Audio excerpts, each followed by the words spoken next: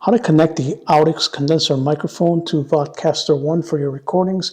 All right, so first thing we're going to do is we're going to locate the USB-C connection of the Vodcaster, which is back here. And we're going to connect that, and this is going to provide power to your device. All right, so that's number one. You can see that it is lit up.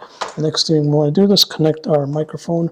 This is XLR, so we have XLR connection right here at the bottom. Okay, we're just simply going to connect it till it clicks. Almost ready to go. So then next part, we have XLR input on the back of the Vodcaster. We connect our other end of our cable here. And now we see that we're almost ready to go. But one more thing, we have to turn on the 48-volt phantom power right there. And once we do that, we can see that the audio is being picked up. If I tap on it, you can see the green lights. And now you're just going to output that signal via cord to your phone there, or your camera there, or speakers right there. And it's really that simple.